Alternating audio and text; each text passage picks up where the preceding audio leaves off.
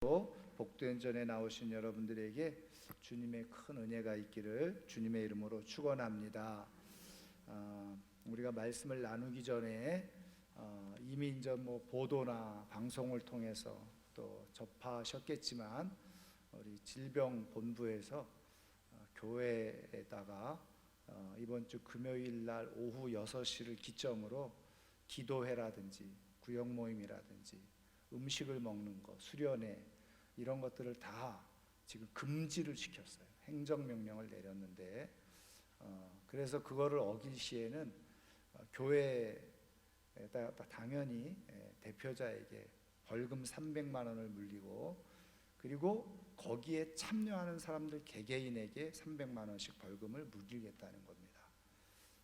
지금 이게 굉장히 심각한 일인데 그래서 우리가 지금 기도해야 되겠다는 생각이 들고 일단은 저희가 이제 오늘 예배 마치고 당회를 모여서 또 결정을 하긴 할 텐데 일단은 이거는 개교회 차원에서 응대해서 될 일은 아니고 이제 아마 교단 차원에서 총회 차원에서 지금 벌써 제가 들어오기 전에도 잠깐 신문을 조금 인터넷으로 잠깐 보았습니다만 벌써 이제 교회들이 많이 지금 들고 일어나고 있다고 하는 내용을 좀 접하고 있는데 이게 참 문제예요. 저는 지난번에도 말씀드린 것처럼 저는 지금 왜 이런 일을 하고 있는가. 사실은 얼마 전에 여러분 아시는 것처럼 모 정당에서 그 차별금지법을 발의를 했거든요. 차별금지법 아시죠? 동성애를 인정하고 허용하는 것.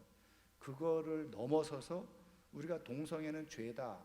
그리고 동성애자에 대해서 뭔가 우리가 안 좋은 말 하면은 그 법적으로 걸려서 벌금도 물고 심지어는 형도 살게 되어지는 그런 법을 지금 국회에다가 올려놨거든요. 그러니까 지금 한국 교회가 다 모여가지고 그 차별금지법을 반대하는 성명을 냈어요.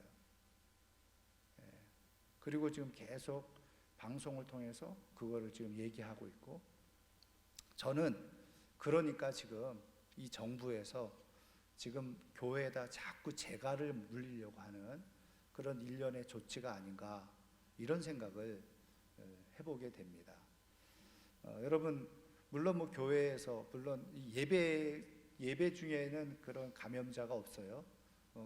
여러분 보도에서 나온 대로 수련회라든지 소모임을 통해서 그런 일이 일어나게 되어지는데 그러면 여러분 지금까지 예를 들면 클럽이라든지 술집이라든지 그런데 다 그 모임을 못 가지게 했습니까? 그렇지 않잖아요. 그렇게 하루 이틀 방역하고 다시 그런 모든 일들은 허락을 하잖아요. 방역을 철저하게 하게 하고. 근데 왜 교회는 그리고 그렇게 이런 문제가 일어난 교회만 주의를 주고 그렇게 방역 한두 주 방역을 시키고 이렇게 처리를 해야지 왜 그걸 전국 교회에다가 전혀 관계도 없고 해당 사항도 없는 전국 교회에다가 지금 그렇게 공지를 하냐는 거예요. 저는 우리가 너무 지금 약하게 그냥 있고 문제는 뭐냐면 이거를요 교인들 가운데는 단순히 그냥 어떤 정치 그래서 어느 정당을 지지하고 지지하지 않느냐 이렇게 자꾸 생각을 하는 거예요. 그러다가 스스로 발등 찍는 일이 일어나죠. 이거는 정당에 관한 문제가 아닙니다. 우리의 신앙의 자유에 관한 문제죠.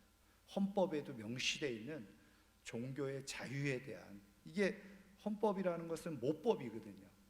그러니까 어떤 법을 만들어도 헌법에 명시된 것이 가장 최우선이에요. 사실은 이거를 법적으로 걸면 법적으로 아마 소송을 걸면 지금 행정명령 다 이거 물론 정상적인 법 집행을 하게 될 경우에 그렇겠죠. 이거 다 사실은 법적으로 문제가 돼요. 근데 어쨌든 지금 사태가 이렇게 심각하게 흘러가고 있다 하는 사실. 그래서 동성애법, 차별금지법 이것도 우리가 위해서 기도해야 되고요.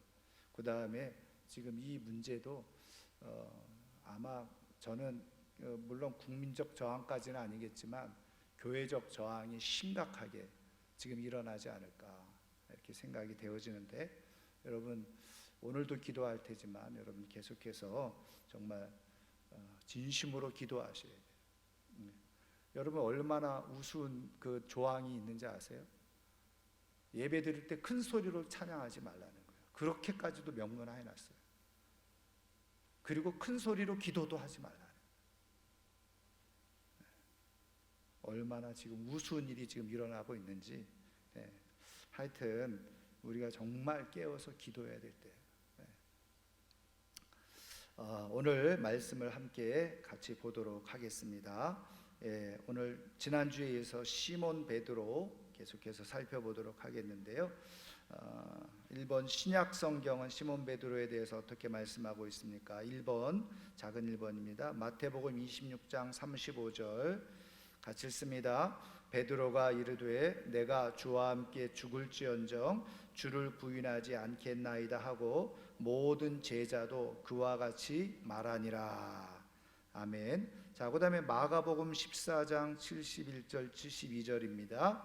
그러나 베드로가 저주하며 맹세하되 나는 너희가 말하는 이 사람을 알지 못하노라 하니 닭이 곧 두 번째 울더라. 이에 베드로가 예수께서 자기에게 하신 말씀 곧 닭이 두 번 울기 전에 내가 세 번 나를 부인하리라 하심이 기억되어 그 일을 생각하고 울었더라. 아멘.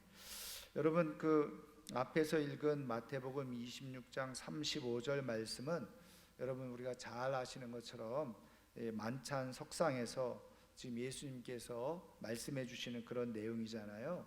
그래서 내가 이렇게 이제 죽게 될 것이다 이렇게 얘기를 했을 때 베드로가 뭐라 그런 거예요? 우리가 주와 함께 죽을지언정 주를 부인하지 않겠다. 그러니까 베드로에게 내가 닭이 울기 전에 세 번 나를 부인할 것이다 이렇게 말씀을 하니까 지금 베드로가 이렇게 부정하고 아주 강하게 얘기를 한 거죠. 내가 주와 함께 죽을지언정 주를 부인하지는 않겠나이다 그렇게 얘기를 했다는 거예요. 그런데 여러분 예수님이 말씀하신 대로 그 다음에 보면 정말 베드로가 예수님을 세 번 부인하게 되어졌던 것이죠. 여기서 우리가 한 가지 생각해 봐야 될 것은 뭐냐면, 또 이것을 통해서 하나님께서 우리에게 깨우쳐 주시는 건 뭐냐, 저는요 베드로가 예수님께서 네가 나를 세 번 부인할 것이다 이렇게 말씀하셨을 때 베드로가 내가 죽을지언정 주를 부인하지 않겠다 이렇게 고백하고 말한 것이 거짓말은 아니었을 것이라고 저는 믿습니다. 절대로 거짓말 아니에요. 이때는 베드로가 자기 의지를 가지고 굳게 그렇게 말했을 거예요. 진심이었을 겁니다. 그렇지 않아요? 사랑하는 스승이 그렇게 죽게 되어진다고 하는데 그거를 그대로 둘 제자가 어디 있겠으며, 심지어는 부인한다고 하는 것은 모른다고 부인할 수 있겠느냐. 절대 그런 일이 없을 거라고 얘기를 한 거죠. 그런데 어떻게 해요? 실질적으로는 베드로도 그런 위험에 처하니까 그 예수님을 부인하고 버리고 만 거예요. 여러분 이것은 뭘 말하느냐면요, 인간의 의지적인 그런 생각, 그거는 사실 그렇게 썩 믿을 만한 것이 못 된다 하는 것이에요. 그런데 우리가 이제 뒤에 가서 우리가 보겠지만, 그런데 이제는 우리가 잘 아는 것처럼 베드로가 이제 당당하게 대제사장들 앞에서, 여종 앞에서 예수님을 부인하던 베드로가 대제사장 앞에서 당당하게 예수님의 복음을 전하잖아요. 그러니까 그런 변화들이 왜 일어났느냐? 알아서 그런 변화가 일어났느냐? 아니라는 거죠. 그럼 어떻게 그런 변화가 일어났느냐? 우리가 이제 뒤에서 어쨌든 살펴보려고 하는데, 여러분 중요한 것은 여기서 뭐냐? 우리의 의지, 인간적인 의지로 무엇이가 결심한다고 해서 되는 것은 아니라는 거예요. 그만큼 우리는 유약한 존재예요. 연약한 존재라는 겁니다.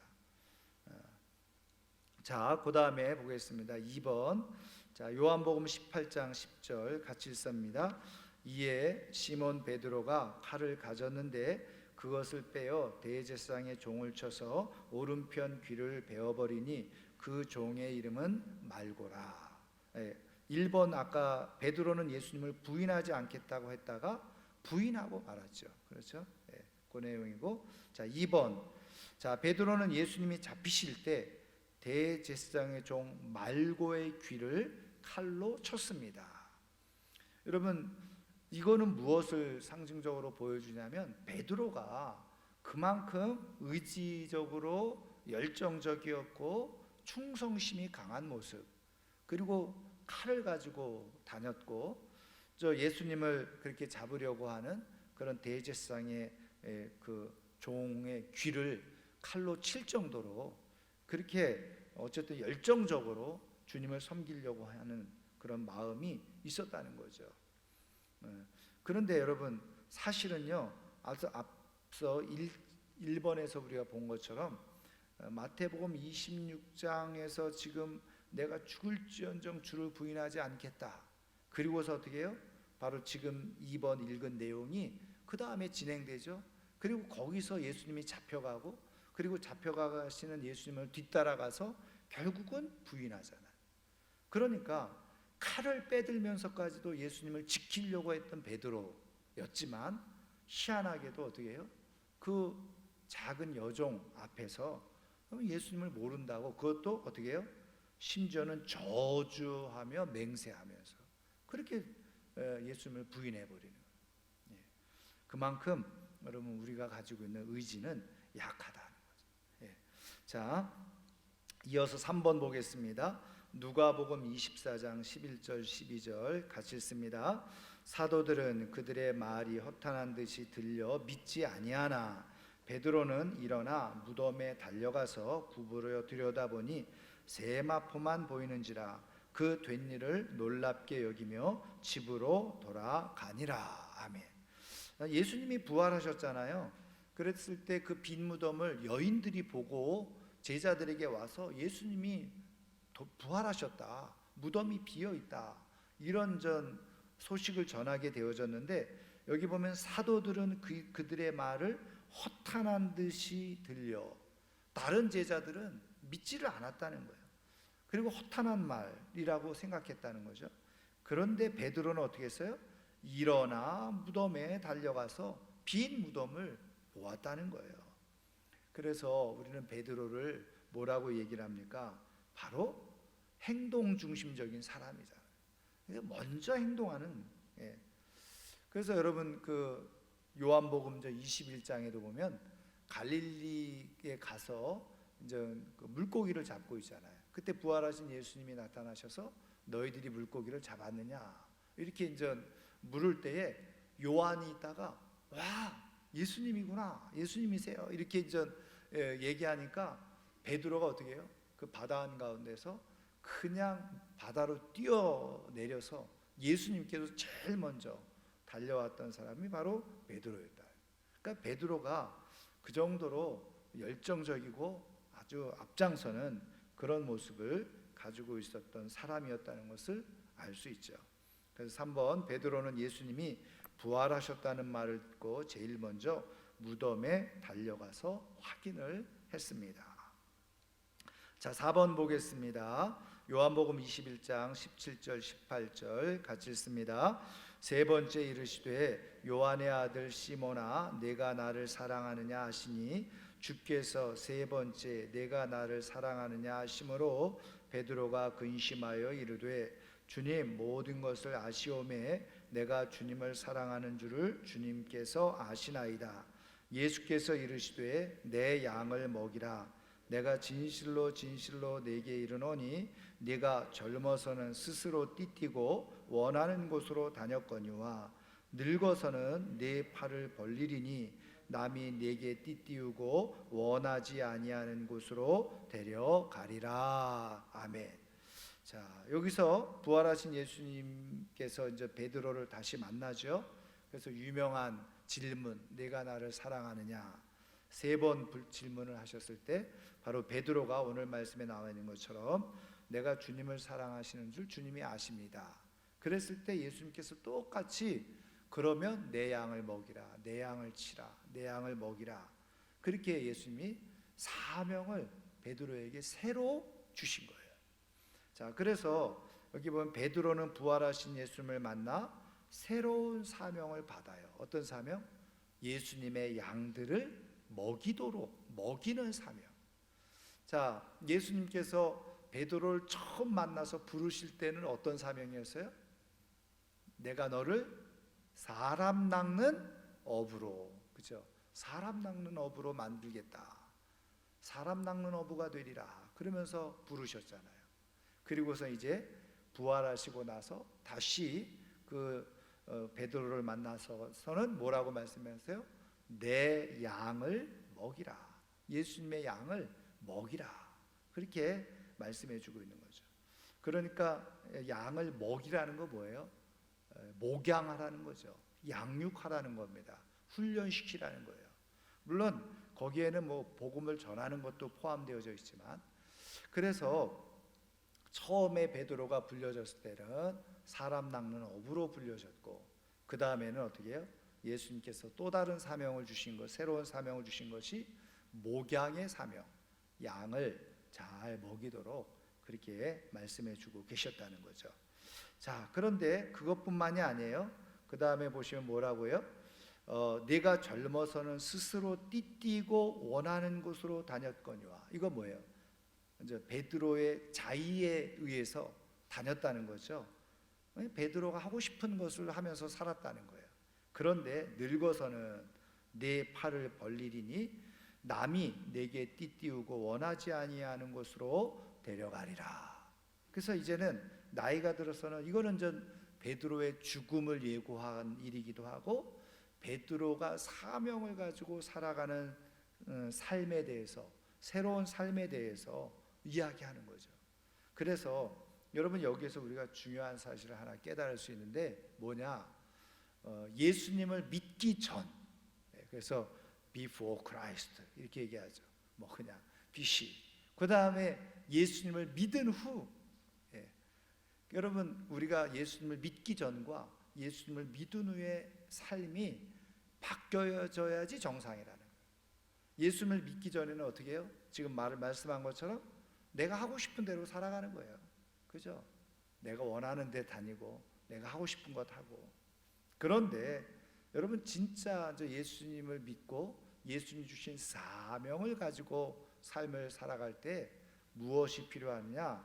바로 사명을 따라 살아가는 삶이 필요하다는 거예요. 그것이 진짜 올바른 삶이라는 겁니다. 예수님께서 지금 베드로에게 그것을 말씀해 주시는 건데요.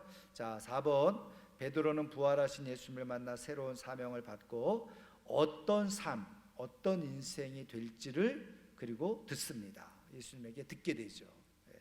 그래서 네가 이제 나이가 들어서는 사람들에 의해서 이끌려지는 삶을 살아가게 되어져요. 자, 5번 보겠습니다. 자, 사도행전 2장 14절 같이 읽습니다. 베드로가 11사도와 함께 서서 소리를 높여 이르되 유대인들과 예루살렘에 사는 모든 사람들아, 이 일을 너희로 알게 할 것이니 내 말에 귀를 기울이라. 아멘. 이 내용은 무슨 내용인지 아시죠? 오순절 성령의 역사가 일어나게 되어지자 사람들이 그 광경을 보고 다 야, 낮술에 취했구나 그러면서 오해를 했어요. 그러자 베드로가 일어서서 지금 설교를 하는 거죠. 이게 지금 설교의 시작입니다. 그래서 모든 사람들아, 이 일을 너희로 알게 할 것이니 내 말에 귀를 기울이라. 그러면서 우리가 너무나도 잘 알고 있는 것처럼 이 구약 성경 요엘서에서 예언되어졌던 그런 성령의 역사, 그것을 그대로 인용을 하면서 지금 이 오순절 성령의 역사는 그냥 낮술에 취해서 이런 일이 일어난 것이 아니라 구약 성경 요엘서에서 예언되어졌던 말씀이 지금 오늘 우리에게 임하여서 그대로 성취된 것이다. 그것을 선포하고 가르치는 것을 보게 되어집니다. 그래서 여기서 이제 우리가 잘 깨달아 알 수 있는 것은 뭐냐면, 여러분, 성령이 충만하면 여러 가지 은혜가 주어지고 현상이 나타나는데 그 가운데 하나가 뭘까요? 예, 하나님의 말씀을 잘 해석하는 은혜가 있게 되어져요.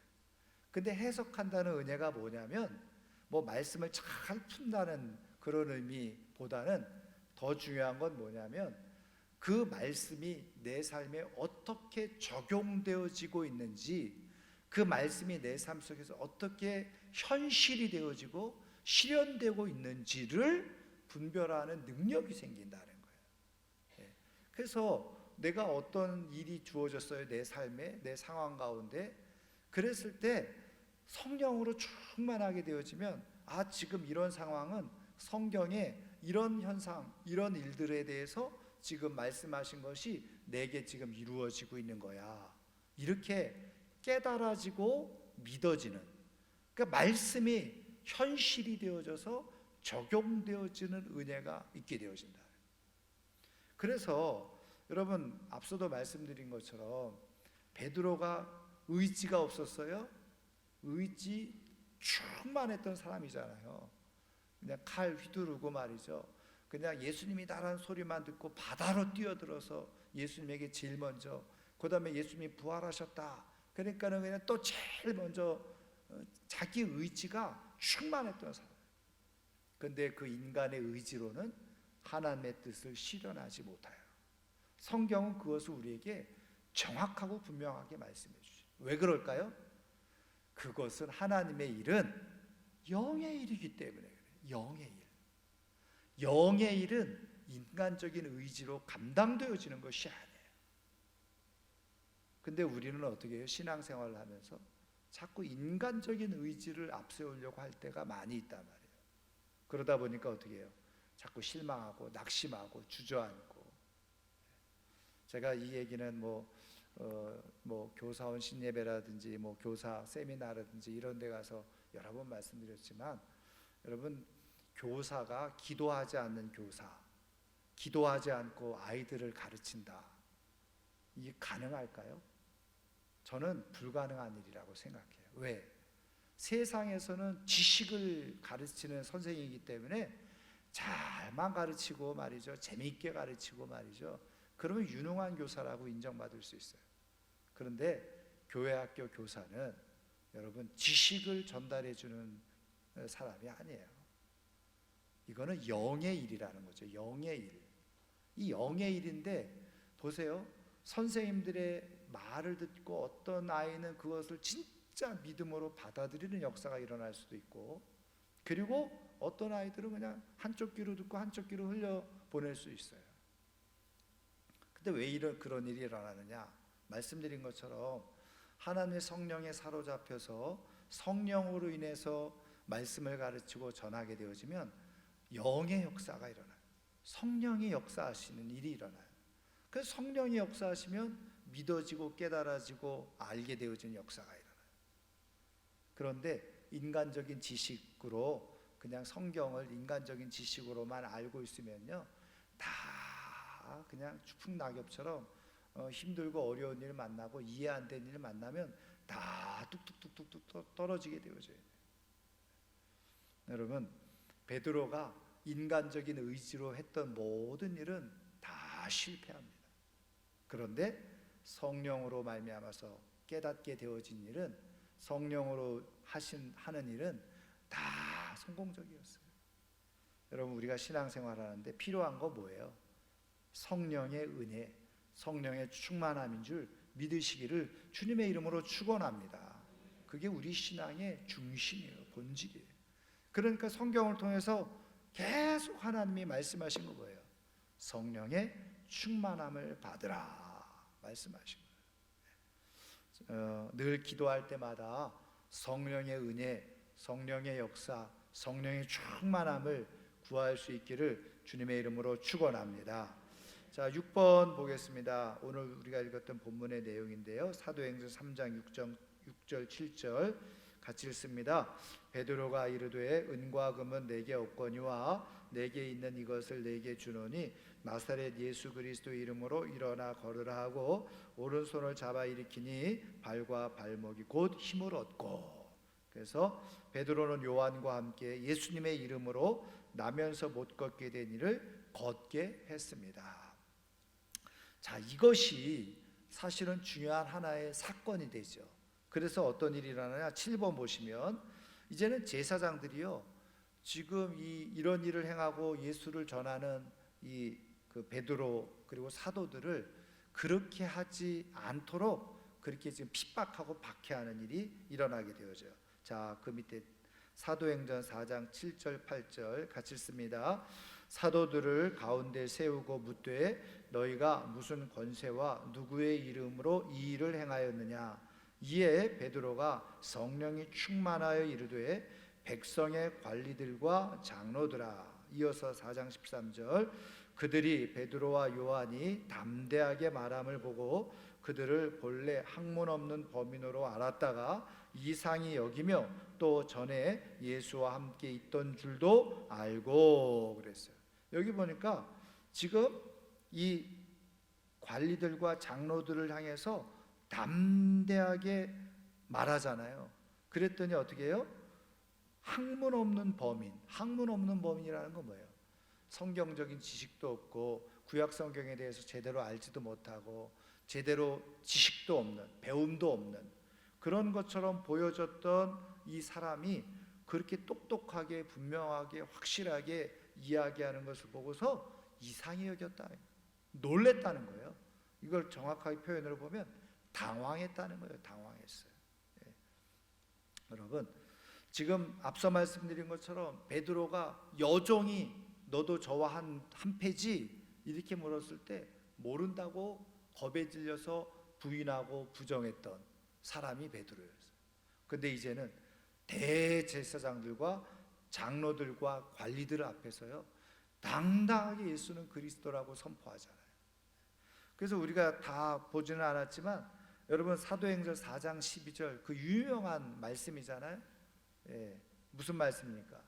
예수 그리스도로 말미암지 않고는 어느 누구도 아버지께로, 그죠? 다른 이름으로는 구원을 얻을 수 없나니 천하 인간의 구원을 얻을 만한 다른 이름을 우리에게 주신 일이 없다.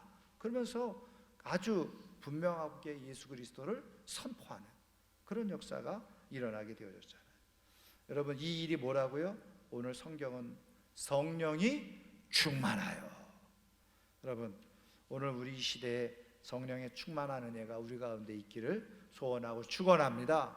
그러면 담대해지는 거예요. 두려움이 없어지는 거죠. 자, 8번 보겠습니다. 사도행전 9장 34절 그리고 이어서 9장 40절 같이 읽습니다.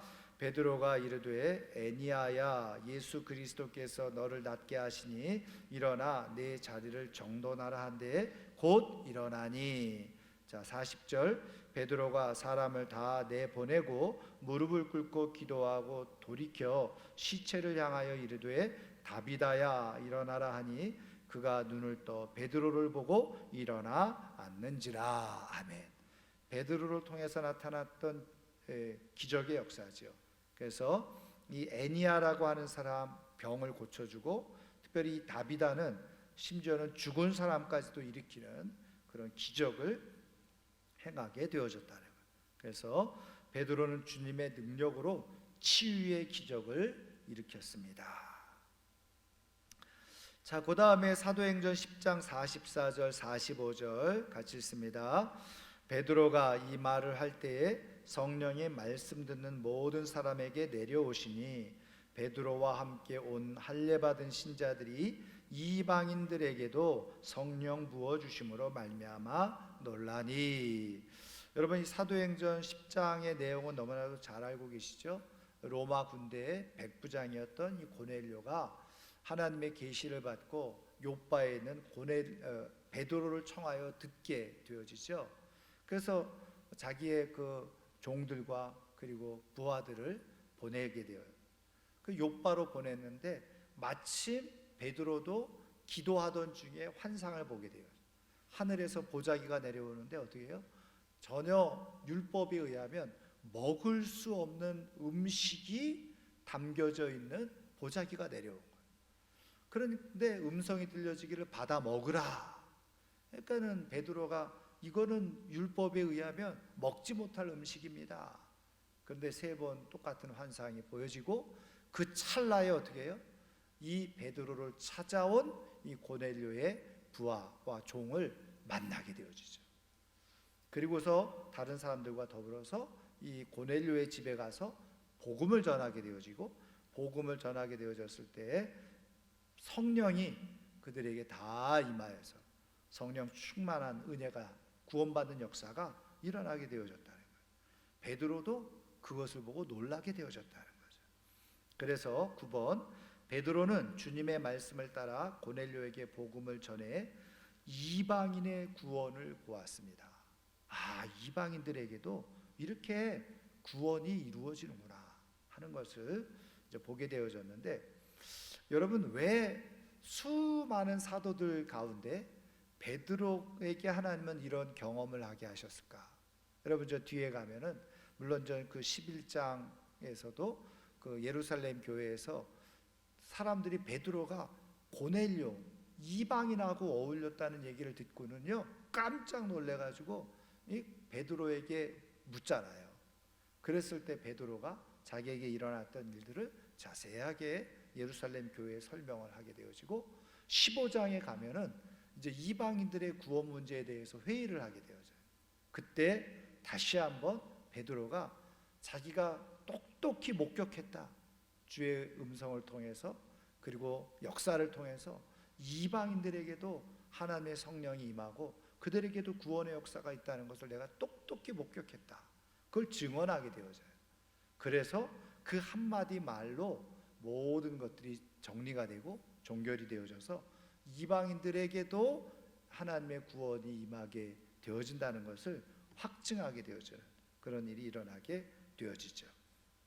자, 어쨌든 베드로는 기도 중에 환상에 하나님의 말씀을 그대로 순종하는 그런 사람이었던 것입니다. 자, 그 다음에 사도행전 12장 6절 7절 10번 같이 읽습니다.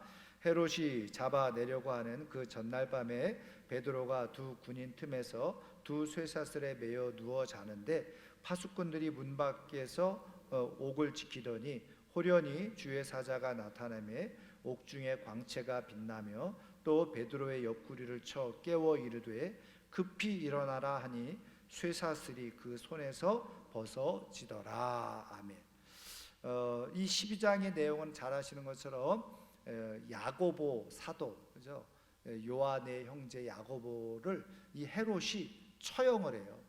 그러니까 백성들이 그것에 박수치고 너무너무 좋아하니까 이제는 베드로까지 잡아서 처형하려고 감옥에 가두는데, 말씀 우리가 읽은 그대로 주의 천사들이 나타나서 그 감옥에 있었던 베드로를 기적적으로 그렇게 구원해내는 그런 역사가 일어났죠. 자, 그래서 10번, 베드로는 주님의 은혜로 기적적으로 감옥에서 구출되는 것을 경험하게 되었습니다. 자, 마지막 11번 보겠습니다. 베드로전서 1장 1절 2절 같이 읽습니다. 예수 그리스도의 사도 베드로는 본도, 갈라디아, 갑바도기아, 아시아와 비두니아에 흩어진 나그네 곧 하나님 아버지의 미리 하심을 따라 성령이 거룩하게 하심으로 순종함과 예수 그리스도의 피뿌림을 얻기 위하여 택하심을 받은 자들에게 편지하노니 은혜와 평강이 너희에게 더욱 많을지어다. 아멘. 여기 보면 택하심을 받은 자들에게 편지하노니, 그렇죠? 예. 은혜와 평강이 너희에게 있을지어다. 사도 베드로가 여러 교회들에게 편지를 써서 권면을 했던 것을 보게 되었습니다. 그것이 바로 베드로전서, 베드로후서입니다. 자, 그 다음에 2번, 베드로와 관련해서 구약성경 어떻게 말씀하고 있는가. 물론 전 베드로를 언급해주고 있지는 않아요. 그렇죠? 우리가 계속해서 보는 것처럼. 근데 이제 베드로가 어떻게 해요? 구약성경에 있는 말씀을 그대로 인용해서 설교를 하든지 그리고 편지를 썼다는 겁니다. 자, 그래서 1번 사도행전 2장 17절 같이 읽습니다. 하나님이 말씀하시기를 말세에 내가 내 영을 모든 육체에 부어주리니 너희의 자녀들은 예언할 것이요 너희의 젊은이들은 환상을 보고 너희의 늙은이들은 꿈을 꾸리라. 요엘서 2장 28절 그래서 오순절 성령의 역사를 지금 바로 이게 하나님의 예언의 성취인 것을 선포해 준 거죠. 그래서 베드로는 오순절 성령의 역사를 요엘 선지자의 말씀 성취로 선포했습니다. 자, 2번 보겠습니다. 역시 사도행전 2장 25절 같이 읽습니다. 다윗이 그를 가리켜 이르되 내가 항상 내 앞에 계신 주를 배웠으며 나로 요동하지 않게 하기 위하여 그가 내 우편에 계시도다. 아멘. 지금 시편 16편 8절을 인용한 건데요. 다윗이 그랬죠. 그를 가리켜. 그가 누구라는 거예요? 내가 항상 내 앞에 계신 누구를 배웠어요? 주를 배웠다. 나로 요동하지 않게 하기 위해 그가 내 우편에 계셨다. 누구라는 겁니까?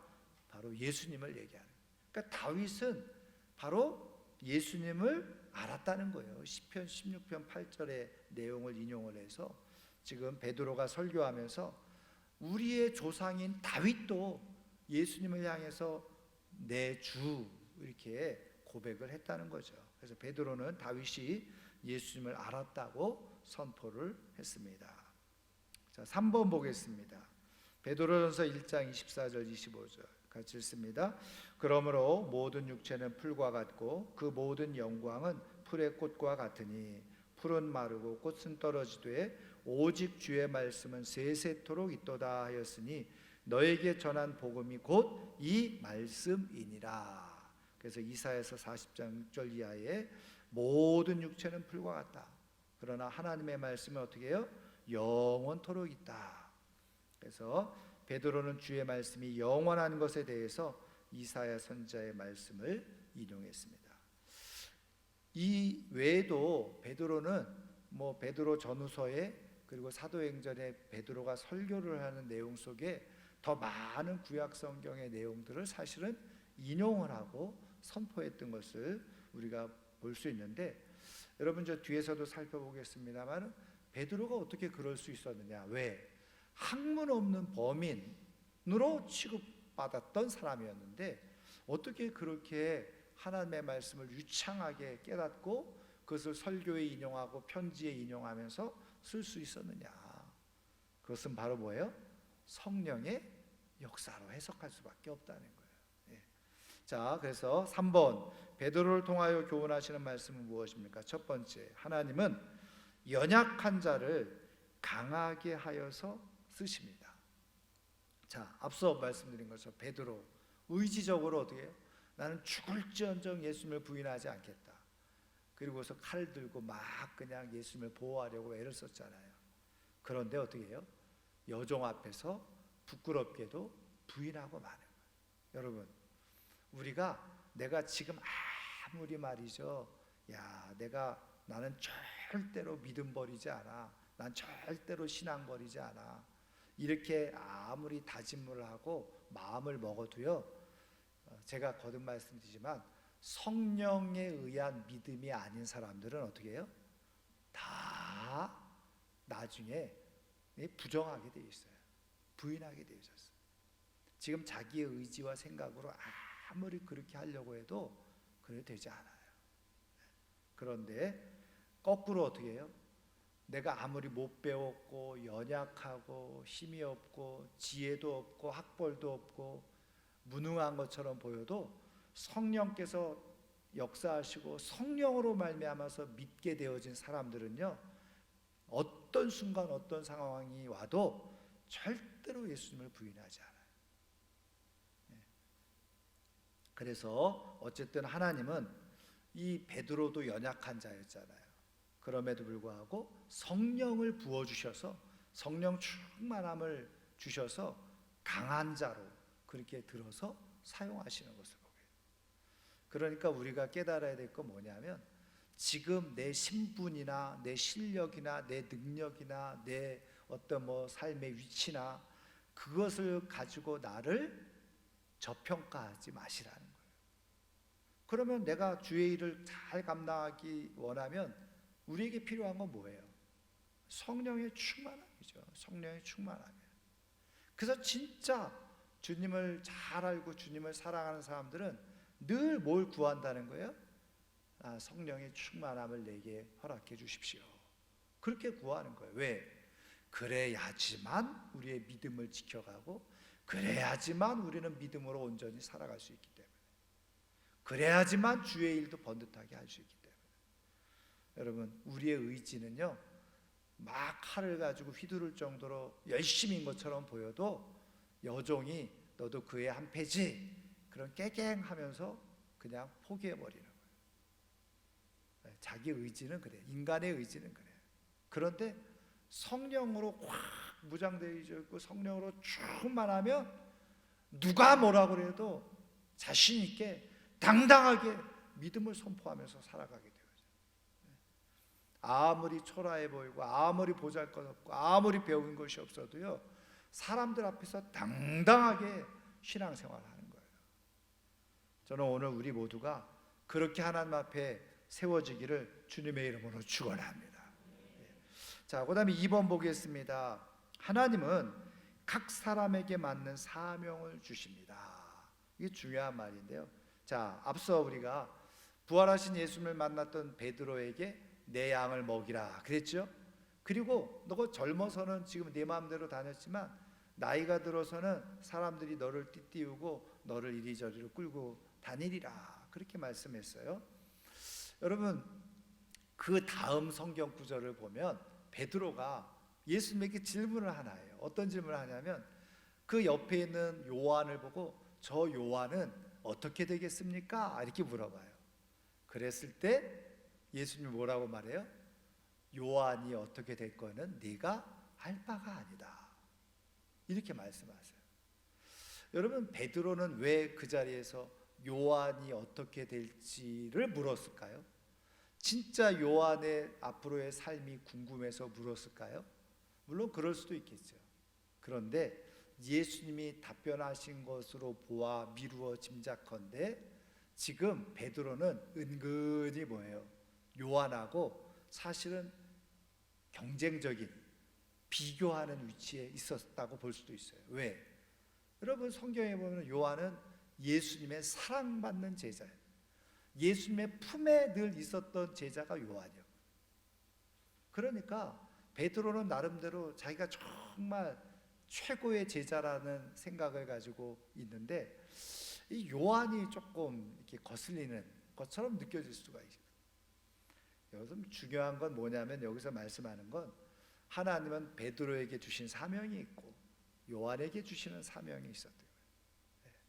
근데 우리는 그거를 잘 모르면요, 자꾸 견주어 비교하기 쉬워요. 제가 늘 말씀드린 것처럼 마태복음 25장의 달란트 비유, 아주 너무나도 적절한 비유잖아요. 주인이 어떤 사람에게는 5달란트 주는 거예요. 어떤 사람들한테 2달란트 주는 거예요. 그리고 어떤 사람에게는 1달란트 주는 거예요. 각자 이미 주어지는 것이 다르다. 이게 많고 적다 이게 아니라 말씀드린 것처럼 뭐예요? 사명이 다르다는 거예요. 사명이 달라요.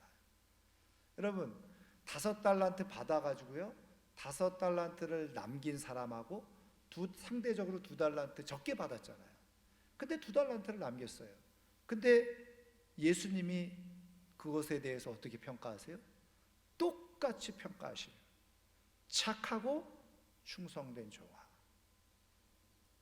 거기에 차등이 없어요. 여러분, 우리가 신앙생활할 때 우리가 정말 조심해야 될 것 중에 하나가 뭐냐면 사명을 비교하는 거예요. 근데 저도요, 지금도 여전히 온전치 못한 그런 모습을 가지고 있지만 지금보다 조금 더 어렸을 때 그때 저도 끊임없이 사실은 보이지 않게 다른 목사님들하고 저도 사실은 비교하는 마음이 없지 않아 있었어요. 어떤 목사님은 어떻게 저렇게 큰 교회에서 심무할까? 그렇죠? 근데 어떤 목사님은 또 너무나도 보잘것없는 작은 교회에서 우리가 볼 때 그런 데서 평생을 그렇게 사역하면서 살아가는 모습이 있다 말이에요. 그런데 저 큰 교회 하는 목사님은 큰 사람이고 작은 교회 하는 목사님은 그럼 작은 목사냐? 그러면은 예수님이 말씀한 5달란트, 2달란트 그 비유의 말씀이 틀린 거예요. 그렇잖아요. 큰 교회에 있으니 상이 클 거라고 생각하고 작은 교회에 있으니 작은 상을 그렇게 받을 거라고 생각하면 착각하는 거죠. 그 예수님을 바르게 못 믿는 거잖아요. 여러분, 우리 각자에게 맡겨주신 사명이 달라요. 은사가 달라요. 그래서 여러분 한번 성경을 한번 찾아보시죠. 자, 우리 사도행전 다음에 나오는 로마서, 다 바로 다음에 나오니까 한번 찾아보면 좋을 것 같아요. 자, 로마서 12장 보세요. 여러분, 그 흔히 말하는 성경의 은사에 대해서 얘기해 주는 장이 있어요. 오늘 우리가 볼 로마서 12장 외우기도 쉬워요. 고린도전서 12장, 그 다음에 에베소서 4장, 여기에 은사에 대해서 말씀해 주시는 내용이 기록되어져 있어요. 그래서 일명 은사장 이렇게 얘기를 하는데, 자, 여러분 지금 로마서 12장만 먼저 보시면, 자, 로마서 12장 4절부터가 은사에 대한 말씀이에요. 그런데 그 4절 이전에 3절을 보세요. 자, 3절 우리 한번 같이 읽어볼까요?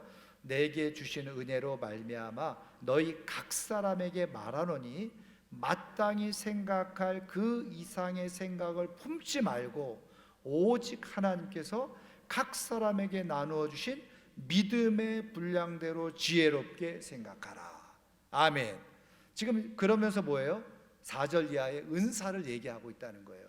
그러면 여기서 말하는 것처럼 각 사람에게 마땅히 생각할 그 이상의 생각을 품지 마라. 그리고서 뭐라고요? 각 사람에게 나누어 주신 믿음의 분량대로 지혜롭게 생각하라. 그럼 이 믿음의 분량이 뭐라는 거예요? 은사라는 거예요. 각자 주어진 사람에게 주어진 은사와 사명이 다르다는 거예요. 그런데 그 사명을 잘 생각하고 뭐라는 거예요? 그 이상의 생각을 품지 마라. 그 얘기는 뭐예요?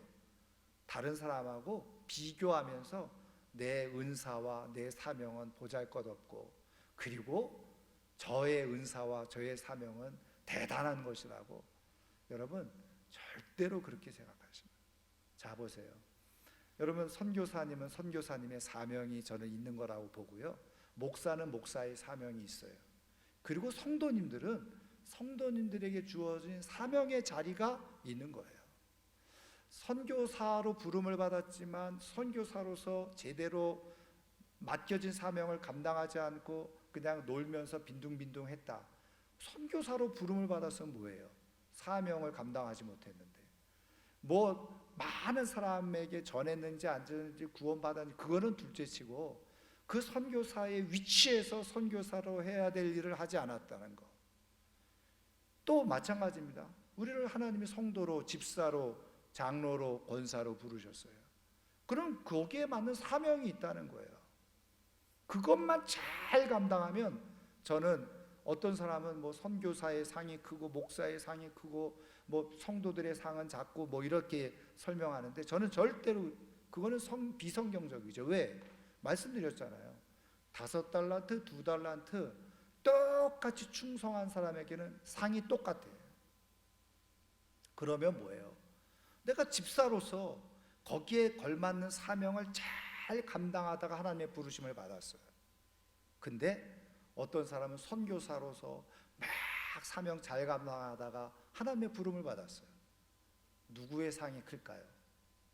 우리는 자꾸 오해하는 게 선교사의 상이 더 클 거라고 착각하는 거예요.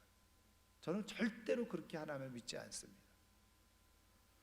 집사로서 사명 충분히 그 위치에서 감당했다고 한다면 2달란트 받은 자로서 2달란트를 남긴 거예요. 선교사 열심히 충성해서 5달란트 받은 대로 5달란트를 남긴 거예요. 그러면 주님이 보실 때는 다 착하고 충성된 종아. 여러분, 내게 주어진 자리에서 다른 사람하고 비교하지 마세요. 그냥 내게 주어진 자리에서 하나님 내게 주신 지금 이 자리, 이 직분에서 내게 주신 사명은 이거군요. 그거 잘 감당하세요. 하나님은 똑같이 상을 주실 줄 믿으시기를 주님의 이름으로 축원합니다. 여러분 베드로는 베드로의 사명이 있었고 요한에게는 요한의 사명이 있었어요. 베드로는 십자가의 로마에서 십자가에 거꾸로 매달려 죽는 것이 사명이었어요. 요한은 사도들 중에 끝까지 남아서 장수하면서 그렇게 요한계시록까지 쓰는 게 사도 요한의 사명이었어요. 아주 오래전 얘기예요. 아주 오래전 얘기인데 우리 장로님도 계시지만 제가 어린 마음에, 여러분들은 전혀 모르는 비하인드 스토리, 재밌는 이야기. 땅끝교회, 예전에 김은성 목사님 계실 때 그 땅끝교회에서 지금 비전센터, 홀리조이 센터를 짓기 전에요, 아시죠? 어울림마당, 그 어울림, 그 부지를 사가지고 교회를 그걸로 옮기려고 했었어요. 근데 이제 구청이나 이런 데서 허가를 안 해줘서 그걸 아예 구입도 못하게 그렇게 하는 바람에 안 했는데, 제가 그때 그거를 알고서요, 제가 저희 교회 부임한 지 얼마 안 됐었는데 지금 앉아 계시면 김원정 장로님께 제가 웃으면서 농담 반 이랬어요. 땅끝교회 저쪽으로 옮겨오면 우리 교회랑 땅끝교회랑 합치자고 그랬어요. 제가 그때 젊으니까 김은성 목사님 그냥 담임 목사님하고 저는 부목사해도 상관없으니까 제가 어린 마음에 그렇게 말씀을 드렸거든요. 그랬더니 그때 저희 장로님이 그런 말씀을 하시는 거예요. 목사님, 큰 교회는 큰 교회로서의 필요가 있고 우리 교회도 우리 교회로서의 사명이 있는 겁니다. 제가 어린 마음의 목사지만 정말 은혜를 받았어요. 여러분, 다 사명이 있어요. 그릇이 있고. 여러분, 자꾸 비교하다 보면 실망하게 됩니다. 그리고 제대로 신앙생활 못하게 돼 있어요.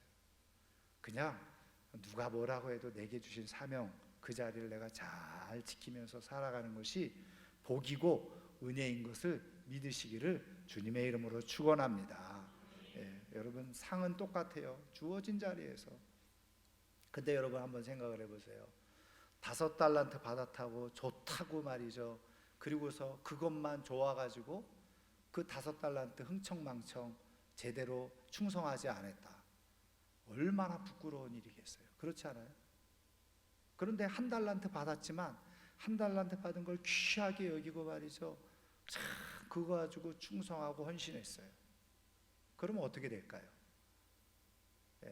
5달란트, 1달란트가 중요한 게 아니라 내가 어떤 태도를 가지고 주님을 섬겼느냐를 가지고 주님은 심판하시는데, 여러분, 1달란트 받아서 충성한 사람은 착하고 충성된 종, 그러나 5달란트 받은 대로 충성하지 않은 사람은 어떻게 해요? 악하고 게으른 종이 되는 거예요. 그래서 직분은 영광이에요. 그러나 직분은 두려운 거예요. 저는 직분을 사모하시라고 끊임없이 말씀드립니다. 왜? 그 영광이에요. 그런데 여러분, 섣불리 가룟 유다처럼 차라리 나지 아니하였으면 좋을 뻔했다, 이렇게 주님으로부터 들을 바에는 직분을 안 받는 게 더 나을 수도 있죠. 여러분, 어쨌든 각자에게 주어진 사명이 있어요. 여러분, 그러니까 비교하지 마시고 내게 주어진 자리에서 정말 충성하고 사명 감당하면 다 하나님께서 인정하시는 그런 복된 삶이 되는 줄 믿으시기를 주님의 이름으로 축원합니다. 자, 마지막 3번입니다. 하나님의 최고의 축복은 뭐냐? 말씀을 깨닫고 적용할 수 있는 거예요. 그렇죠? 제가 말씀드린 것처럼 정말 우리의 최고의 축복은 돈 많고 재산 많고 좋은 차 타고 큰 집에 살고 자식들 세상적으로 잘 되고 이런 게 복이 아니라, 진짜 하나님께서 우리에게 주신 복 중에 복은 뭐냐? 하나님의 말씀이 내 삶의 실제가 되고 현실이 되어져서 이래서 하나님이 나에게 이렇게 말씀해 주시는구나, 내 삶의 말씀을 적용하면서 살아갈 수 있는 사람이라면 최고의 사람이에요. 왜? 최고의 복을 받은 사람, 바로 그 사람이 주님과 함께 동행하는 사람이기 때문에. 저는 근데 이것은 어떻게 가능하다고요? 성령 충만하면 가능한, 성령의 역사로만 가능한 거예요. 여러분, 그래서 저는 오늘 이 밤에도 하나님, 우리가 참 연약합니다. 부족합니다. 그러나 성령이 우리 가운데 역사하시면 우리도 담대한 사람이 되어지고 사명 감당하며 살아가게 되어지고 말씀이 내 삶의 실제가 되어지는 삶으로 살아갈 수 있게 되는 줄 믿습니다. 성령 충만함을 허락해 주옵소서. 오늘 말씀을 생각하면서 한 3분 정도 하나님 성령 충만하게 베풀어 주셔서 사명 감당하며 살게 해달라고 이 시간 한번 같이 기도하겠습니다. 하나님